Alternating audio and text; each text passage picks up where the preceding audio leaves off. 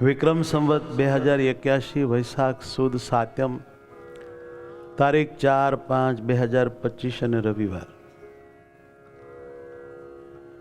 રવિ સભા અંતર્ગત ચાલતો વિષય ચાલો આપણે સારું જ જોઈએ, ચાલો આપણે સારું જ કરીએ, ચાલો આપણે સારું સાંભળીએ, ખરાબનો સર્વથા જોવાનો, કરવાનો, સાંભળવાનો ત્યાગ રાખીએ. ચાલો આપણે સારું જ જોઈએ અંતર્ગત ભાગ 11. લેને થોડી રીલ્સ જોઈ લઉં, હાલને થોડીક રીલ્સ જોઈ લઉં. આજની સ્ટોરી આજના યુગના અમારા તમારા બધા માટે અતિશય ઉપયોગી સ્ટોરી છે. આમાંથી ઘણી બધી તમને મને લાઈટ થશે, ભૂલો સમજાશે, થોડી આપણી બેદરકારી અને ગાફલાઈ આપણી નજર સમક્ષ આવશે.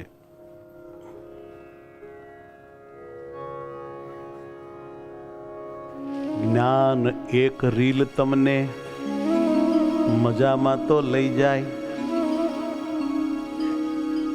જ્ઞાન એક રીલ તમને મજામાં તો લઈ જાય, પણ અનેક રીલ્સ તમારું લક્ષ્ય ભૂલાવી જાય, તમારું લક્ષ્ય ભૂલાવી જાય.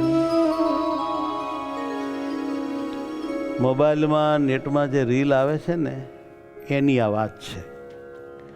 આ જૂના જમાનાના માણસોની આ કથા નથી. આજની આધુનિક યુગની આધુનિક ઉપાધિ છે. આજથી થોડા વર્ષ પહેલાં રીલ શું કહેવાય એની આપણને કોઈને કાંઈ ખબર નહોતી. થોડા વર્ષ પહેલાંની આપણી જિંદગીને આપણે રિવર્સ થઈને જોઈએ તો મારો તમારો કોઈનો 1 મિનિટ પણ સમય આ રીલે બગાડ્યો નથી. કેમ? જે રીલ હતી નહીં, એવી કોઈ સુવિધા નહોતી કે એમાં આપણી આંખો ચોટે, એમાં આપણું મન બગડે, એમાં આપણો સમય એટલે જિંદગી બગડે. પણ આધુનિક યુગની આધુનિક આ દેન છે, જેમાં હારું લેવા જતા કેટલુંક નઠારું આપણામાં ઘૂસી જાય છે, જેની આપણને ભાને રહેતી નથી. કેમ? જે ભવો ભવના આસક્તિવાળા રાગવાળા આપણે જીવો, પરમાત્માનો કથા કીર્તનનો ધૂનનો ધ્યાનનો તો રાગ એટલો બધો નહીં, પણ જગતની વાતોનો રૂપનો શબ્દનો બીજો ત્રીજો પાર વગરનો રાગ હોવાથી મોબાઈલમાં નેટમાં સારું જોતા જોતા ક્યારે આપણા રાગ પ્રમાણે ખરાબમાં સરી પડીએ એની ખબર પણ રહે નહીં. આ એક બહુ મોટી મુમુક્ષુ આત્માઓને માટે દુઃખ થઈ જાય એવી આ બલા છે. જ્ઞાન એક રીલ તમને મજામાં તો લઈ જાય, પણ અનેક રીલ્સ તમારું લક્ષ્ય ચૂકાવી જાય, તમારું લક્ષ્ય ચૂકાવી જાય. જ્ઞાન ધન ગુમાવશો તો પાછું મેળવી શકશો, જ્ઞાન ધન ગુમાવશો તો કોઈક દી પાછું મેળવી શકશો, પણ ગુમાવેલો સમય કદી, પણ ગુમાવેલો સમય કદી આવતો નથી પાછો. હે સંતો, આવતો નથી પાછો. ધનુષમાંથી નીકળેલું બાણ, બંદૂકમાંથી નીકળેલી ગોળી, મુખમાંથી નીકળી ગયેલો શબ્દ અને જિંદગીમાંથી નીકળી ગયેલો સમય પછી ક્યારેય પાછો લાવી શકાતો નથી. ગયું તે ગયું. માટે પહેલેથી જ સાવધાન રહેવું બહુ જરૂરી છે. જિંદગીમાં આપણે હવે દિવસો થોડા છે અને શુદ્ધ થવા માટે ને ભગવાનમાં જોડાવા માટેના કામ ઝાઝા બાકી છે. જો લોચા લાપસી માર્યા તો ભગવાનના સ્વરૂપમાં જોડાઈ શકીએ એટલા શુદ્ધ નહીં થઈ શકીએ અને મોત આવી જશે, પછી બહુ પસ્તાવવું પડશે. ખેર, આ વાત તો મેં આત્યંતિક કલ્યાણની કરી, પણ આ રીલ આપણા ચાલુ વર્તમાન કાળને પણ, આપણા વ્યવહારને પણ, આપણા અભ્યાસને પણ, આપણા કૌટુંબિક સંબંધને પણ, આપણા ધંધા રોજગારને પણ અતિશય નુકસાન પહોંચાડે છે. એની આપણને અક્કલ હોવી જોઈએ. વાલા ભક્તો, એક યુવાન હતો, એનું નામ અરવિંદ હતું. બહુ તેજસ્વી છોકરો, પાછો સમજદાર હતો, બોઘો નહોતો. એમના પિતા ગુજરી ગયા પછી તે એના નાના ભાઈ અને એની માતા એની સાથે રહેતો હતો.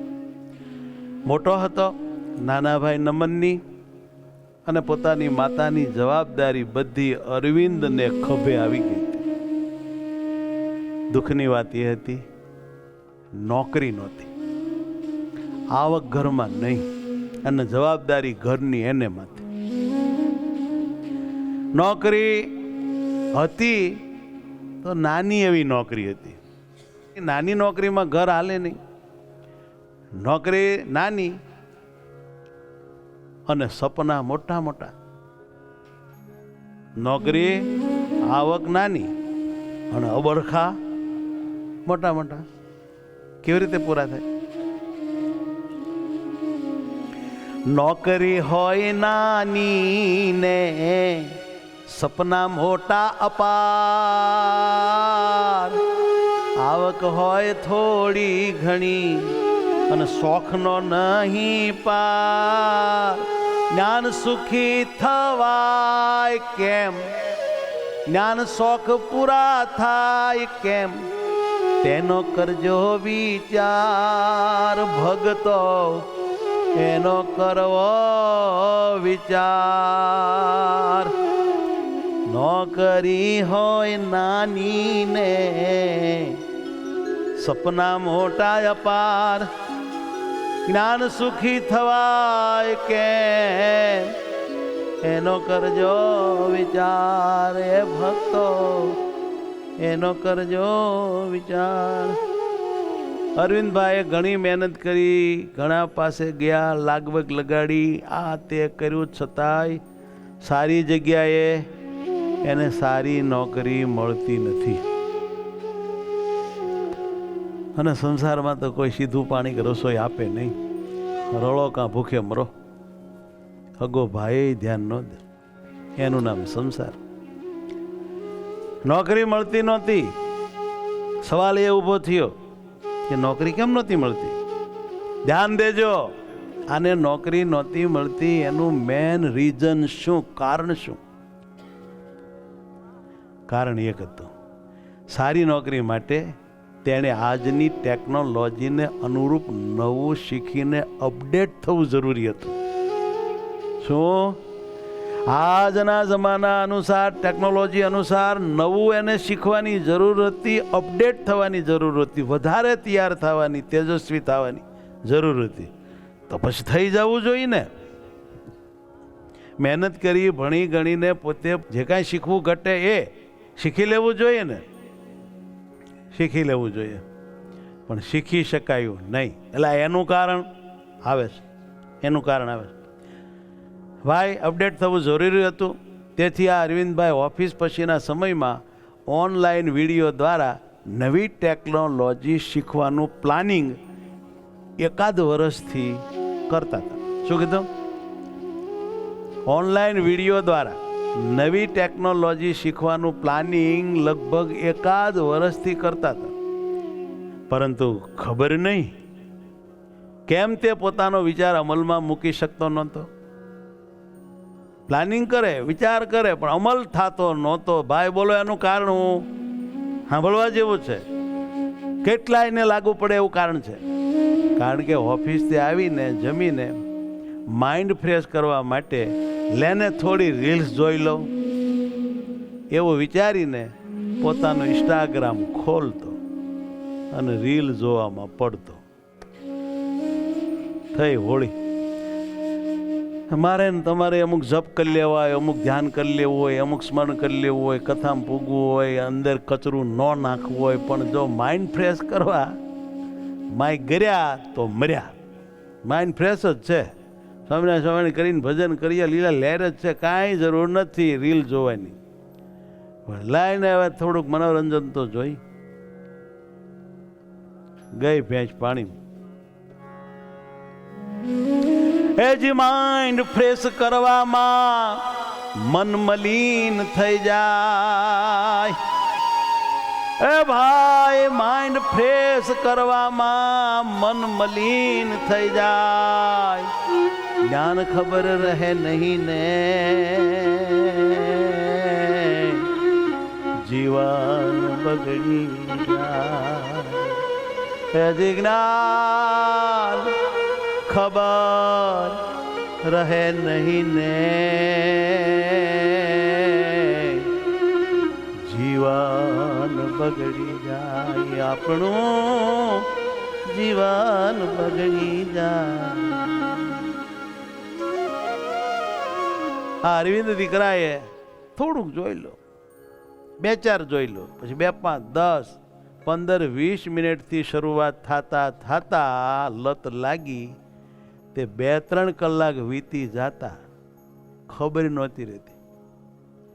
મોબાઈલમાં 2-3 કલાક વયા જાય અને રાત્રે રીલ જોતા જોતા જ પછી હોઈ જતો. આ કુટેવ, આ લત કેટલાયની જિંદગી પાયમાલ કરી નાખશે. કેટલાયના સપના અધૂરા હશે ને એનું મોત આવી જાય. આ કુટેવ તમને કોઈ જગ્યાએ સક્સેસ થવા નહીં દે. ધંધામાં, ભણવામાં, કુટુંબમાં, વ્યવહારમાં, સમાજમાં બધે તમારી નામોશીન બદનામી કરી નાખશે.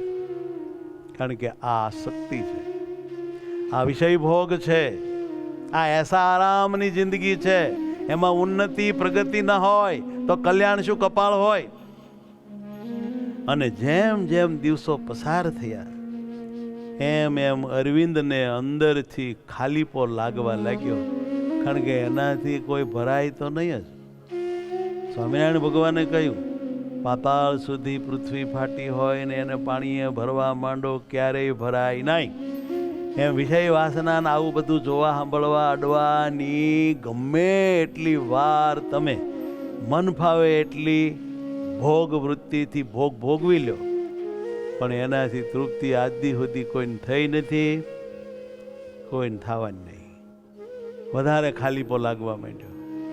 ન તો કામમાં મન લાગતું, ન આત્મસંતોષ મળતો. બોલો, રીલ જોઈ જોઈને એનું માઇન્ડ એવું વિચિત્ર થઈ ગયું કે નથી એનું મન કામમાં લાગતું, કે નથી એને કાંઈ સંતોષ થતો. આત્મસંતોષ એક બહુ મોટી સુખી રહેવાની એક અનુપમ ચાવી છે, એક ગૂઢ પ્રાપ્તિ છે. જે વ્યક્તિને આત્મસંતોષ નથી એ આખી જિંદગી વલુર મારીને મરી જવાનો. એને ક્યારેય એવી ફિલિંગ નહીં થાય કે હું સુખી આત્મા છું. કારણ કે આત્મસંતોષ વિના સુખની અનુભૂતિ હોય નહીં. આ ભાઈને આત્મસંતોષ થતો નથી. નોકરી નાની છે, વધુ શીખીને સારી નોકરીમાં જવું છે, પણ આ મોબાઈલને રીલ એને કાંઈ બીજું શીખવા દેતો નથી. રાત્રે સૂએ ત્યારે એક જ વિચાર આવતો, આજ પણ જે કરવાનું હતું એ કામ ન કરી શક્યો. આજે મારે ભણવાનું હતું, શીખવાનું હતું, એ ના ભણી ગયો, ના કરી શક્યો. રોજનો પસ્તાવો. કેમ કે રોજ એનો સમય મોબાઈલ ખાઈ જતો. ડિજિટલ સાથી બનાવો તમારા ફોનને જ્ઞાન. કાંઈ વાંધો નહીં. ડિજિટલ સાથી બનાવો બાપા તમારા ફોનને જ્ઞાન. પણ સમય ચોર ન બનાવો. પણ એને સમય ચોર ના બનાવો. સદા રહો સાવધાન ભક્તો, સદા રહો સાવધાન. કોણ ના પાડે? મોબાઈલ રાખવાની કોઈ ના નહીં પડે. આજના યુગમાં એની ઉપયોગિતા છે, જરૂરી છે, રાખો. એને તમારો સાથી બનાવો, પણ સમય ચોર નહીં. એ તમારો સમય ચોરે તે તમને પરવડવું જોઈએ નહીં, પોહાવું જોઈએ નહીં, દાજ ચડી જવી જોઈએ. મોબાઈલ એનું ધાર્યું તમારી પાસે કરાવે એ કામમાં માલ હું. તમે મોબાઈલ પાસેથી ધાર્યું કામ લેવાનો વાંધો નથી, પણ મોબાઈલ તમારી પાસેથી એનું ધાર્યું કામ લઈ લે, તમારી આંખ્યું ફોડે, મગજ બગાડે, મન બગાડે, જિંદગી બગાડે, હાથ તારીનો મોબાઈલ, ત્યારે રીહ ચડી જવી પડે, દાજ ચડી જવી પડે, કડકમાં કડક નિયમ કોઈ મોટા પાસે જઈને લઈ લેવું પડે ને એને રિપોર્ટ દેતા રહેવું કે નથી જોયું, આજ રાજી રહેજો, કાલે નહીં જોઉં તો હું કહી દઈશ, મને પ્રાયચિત દેજો, દંડ ફટકારજો. દંડ વિના તો કોઈ સુધરે નહીં. મહારાજે કહ્યું કે ઇન્દ્રિયો અંતકરણને દંડ દેજો, દેહને દંડ દેજો તો જ સીધા ચાલશે. તે મનને વિચારે કરીને દંડ દેવો અને દેહ ઇન્દ્રિયોને તપ કૃષ્ણ ચાંદ્રાયણે કરીને દંડ દેવો. દંડ દો તો દોષો જીતાય, કંટ્રોલમાં આવે, બધું કામ થાય, પપલાવે કાંઈ મેળ ન પડે. દંડ દો. કોઈક મોટાને સાક્ષી રાખી એને હોપાઈને આપણે આપણા સ્વભાવને સુધારવા. આ કર્યા વગર છૂટક્યો નથી, નહીતર આ યુગમાં ખોવાઈ જાહો. કુસંગીઓ જેમ બરબાદ થઈ જાય છે, હેરાન થઈ જાય છે, લૂંટાઈ જાય છે, એમ તમારી એ દશા એના જેવી થાય. હરિભગતિયા શું થયું? ખોટી આસક્તિ રાખીને ખોટી જિંદગી બગાડતા હો તો કુસંગીમાં અને તમારા સત્સંગીમાં કોઈ ફરક નથી. તમે થોડી ઘણી પૂજા કરો છો અને સત્સંગમાં આવો છો એટલું જ, બાકી એના જેવા જ ગડબડ છો. અને ગણાવ છો સત્સંગી, નફાનું આ દમ પાખંડ આપણામાં છે, એનામ નથી. એ ચોખા છે, ગમ કુસંગી, અમે બધા કરીએ છીએ. આપણે તમે સત્સંગી, અમે આ બધું કરીએ નહીં, પાછા બધું કરતા હોઈએ. લોકોને છેતરવાનો ધંધો આપણે કરીએ છીએ, કુસંગીઓ નહીં. ફોનને સમય ચોર ન બનાવો, એને બનવાનો દેશો. હવે જો ભાઈ, એક રવિવારે તે તેના નાના ભાઈ નમન સાથે બેઠો હતો. અરવિંદ નમન 5મા ધોરણમાં હતો, એનો નાનો ભાઈ. વિધવા માતા હતી, બાપ ગુજરી ગયા હતા. આ નમને કુતૂહલતાથી મોટા ભાઈને પૂછ્યું, હે મોટા ભાઈ, ભાઈ રીલ્સમાં શું હોય? આ રીલ આવે એ શું આવે ભાઈ? જો છોટું, કંઈ નહીં. આ દુનિયામાં કેવું કેવું ચાલી રહ્યું છે એનાથી આપણે અપડેટ રહીએ ને. હા, રીલ જોઈએ તો, અને અપડેટ રહીએ તો કોઈ આપણને છેતરી ન જાય. આપણે આવું બધું જોઈએ તો હોશિયાર બની જઈએ, તો લોકો છેતરી ન જાય આપણને. જો આપણે આ બધું જોઈને હોશિયાર ન બનીએ ને છોટું, તો આ દુનિયા આપણને ખાઈ જાય એમ છે. આવી ફિલોસોફી વાપરી મોટા ભાઈએ નાના ભાઈને આગળ. ભારે સાંભળવા જેવું છો. આપણી કહાની છે આ ઘરોઘરની. અને આમ જ્યારે વાત કરી ત્યારે નમને નિર્દોષ ભાવે કહ્યું, તો મોટા ભાઈ, તો મને પણ મમ્મીના ફોનમાં ઇન્સ્ટાગ્રામ ખોલી દો ને, મારે પણ હોશિયાર થવું છે. હું એ બધું જોઈને હોશિયાર થઈ જાઉં તો લોકો મને છેતરે નહીં. આ જમાનામાં આવું બધું જોઈને હોશિયાર થવું જરૂરી છે નહીં ભાઈ? તો મને ખોલી દો ને ઇન્સ્ટાગ્રામ. અને આ વાત જ્યાં એના મોટા ભાઈ સાંભળી, ઝટકો લાગ્યો કે આને મારે રીલ દેખાડવી, એ લત આને લગાડવી, મને જ લાગી ગઈ. એટલે નથી નવું શીખી શકતો, એના અભાવે નથી નવી સારી નોકરી મળતી, એને લઈને ઘરમાં પૈસાની તાણ છે, દુઃખનો પાર નથી.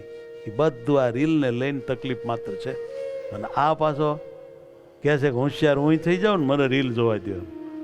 ઘણા માણસ હોશિયાર થવા સારું મોબાઈલમાં 3-4 કલાક 5 કલાક બગાડે છે.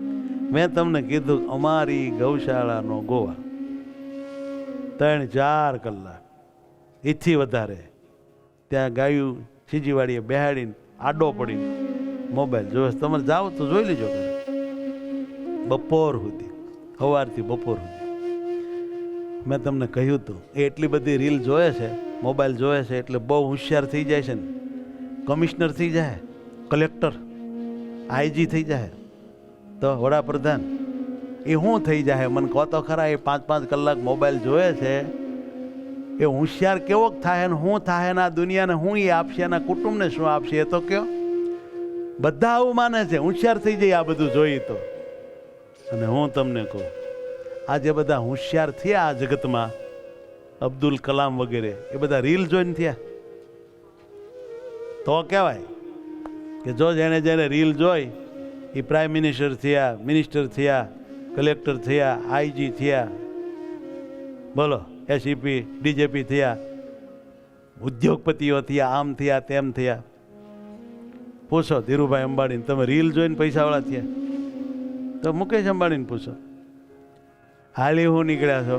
મૂર્ખ મન આપણને ઉઠા ભણાવે ને આપણે ભણ્યા કરીએ ને આસક્તિને લઈને એમાં ને એમાં પડ્યા રહીએ. આ તે કાંઈ હાળી જિંદગી છે?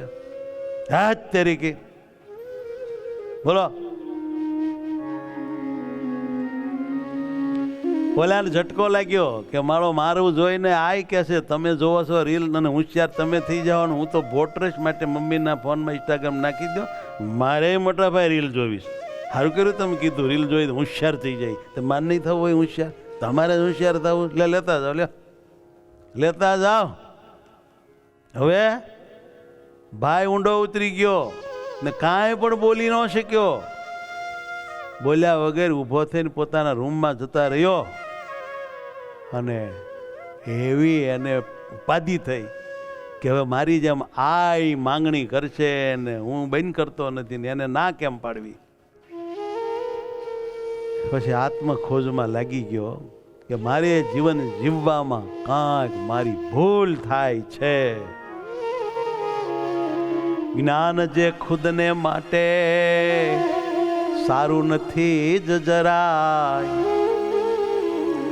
એ જ જ્ઞાન જે ખુદને માટે સારું નથી જ જરાય, વ્યસન તે પરિવાર માટે સારું ન હોય કદાય. જે વ્યસન આપણા પોતાના માટે સારું નથી તે આપણા પરિવાર માટે, બાલ બચ્ચા માટે, નાના ભાઈ માટે, બહેનો દીકરીઓ માટે કોઈ દી સારું ન હોય. કોઈ દી ન. પેલા ચાન્સલર અહીં આવ્યા હતા, તે કહેતા હતા કે અમે અમેરિકામાં હતા, હું ને મારી પત્ની ચા પીતા, મારી દીકરીએ અમને સવાલ કર્યો મારે ચા પીવી, મને આપો ને, મને કેમ નથી દેતા? કે ન પીવાય, એમાં સારું નહીં. તો તમે કેમ પીવો છો? બેન ઝટકો લાગ્યો કે 4 વર્ષની દીકરી આપણે એને ચા પીવા દેતા નથી. તો એણે સામો સવાલ કર્યો. પછી કે એમ બે છોડી દીધી, એના ભલા માટે છોડી દીધી તાકી આપણું જોઈને આપણા છોકરા પરિવાર શીખે. એ તો કેટલી બધી ખરાબ વાત કહેવાય. પરિવાર માટે સારામાં સારા આદર્શ એના મા બાપ છે. એને આદર્શ પૂરો પાડવો પડશે કે જો મારા જેવો થાય દીકરા, હું જોઉં કાંઈ ખરાબ, હું કરું કાંઈ ખરાબ. હવે બાપ વેતા વગરનો અને ઠેકાણા વગરનો હોય તો એ છોકરામાં સંસ્કાર ક્યાંથી રડે? એની માં ઠેકાણા વગરની હોય ને ગમે એમ જીવતી હોય ને બોલતી હોય ને રહેતી હોય, એ એની દીકરીઓમાં સંસ્કાર હું કપાળ રેડશે.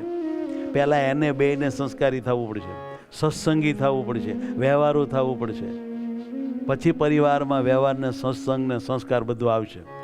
એને જ સુધરવું નથી. અને છોકરાઓ તમે બગડતા નહીં, પણ તમે બગડેલા છો એટલે જ કહે છે એમ બગડી ગયા છો, તમે ધ્યાન રાખો. એમ નહીં ધ્યાન રાખે, એમ ધ્યાન નહીં રાખે.